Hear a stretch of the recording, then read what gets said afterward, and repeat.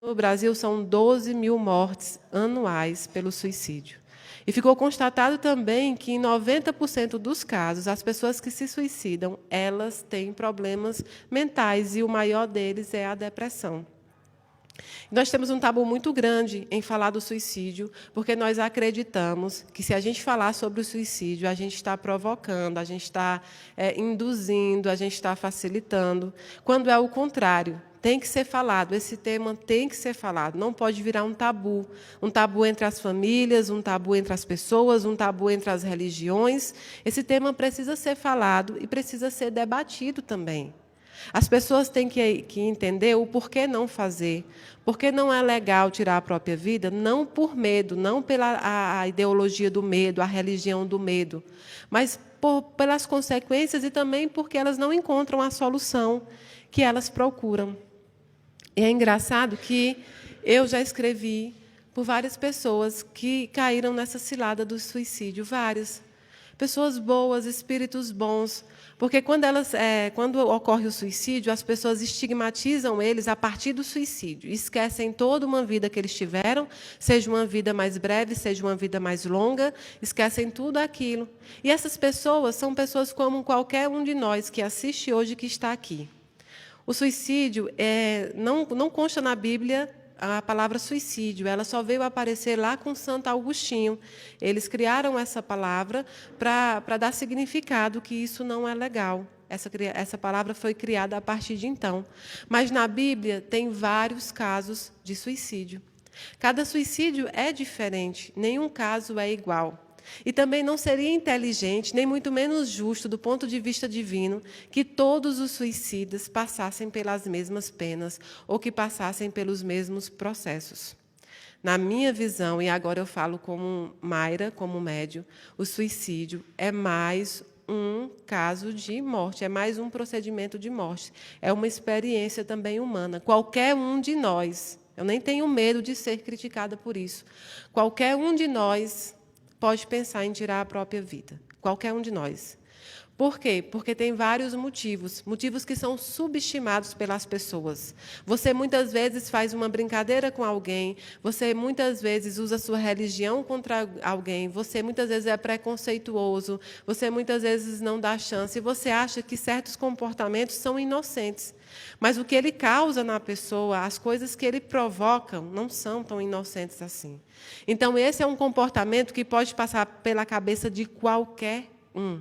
E, por isso, deve ser quebrado esse tabu, para se conversar, para se mostrar o porquê não.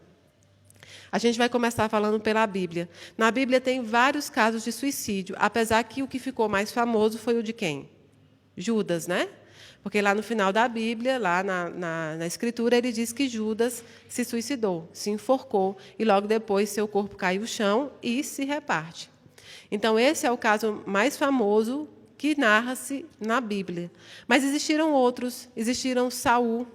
Saul, quando estava perdendo a guerra, no momento de batalha, ele não queria que os outros integrantes do exército contrário o matassem, por questão de honra, né? Então, ele pediu para que um servo dele enfiasse uma faca nele, uma espada. O servo se nega, era o escudeiro.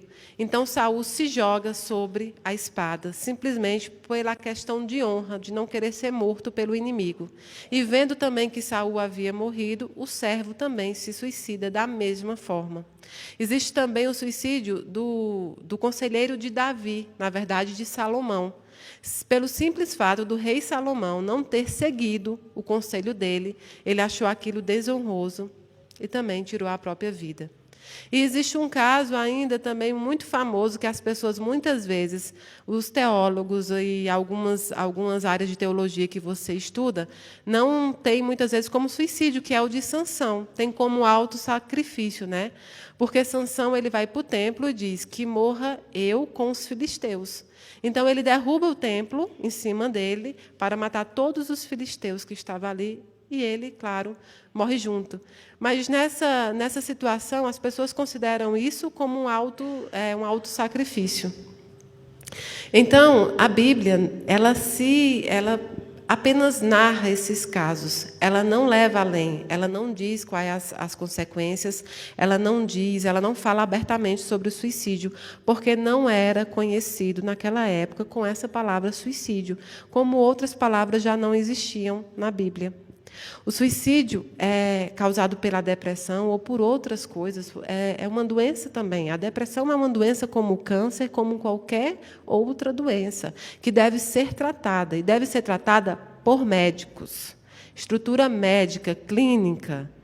O espiritual pode ajudar muito, as casas espirituais, as igrejas, a crença em Deus, as religiões têm muito a contribuir para ajudar a prevenir.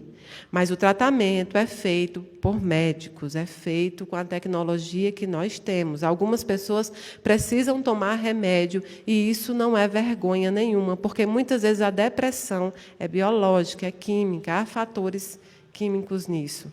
Então, é uma das primeiras coisas que a gente deve quebrar o tabu, é procurar ajuda médica mesmo. E, junto, simultaneamente, se você desejar, se você sentir no seu coração, procurar ajuda religiosa também. Procurar ajuda nas casas espíritas, procurar ajuda na igreja católica, na evangélica, onde você se sentir melhor.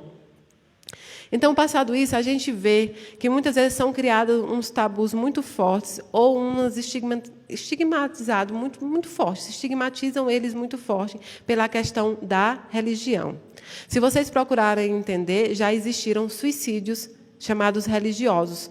Um suicídio coletivo em 1978 foi comandado pelo reverendo Jim Jones, na Guiana, né? Ele comandou o suicídio de 918 fiéis. Dentre eles, 304 eram crianças.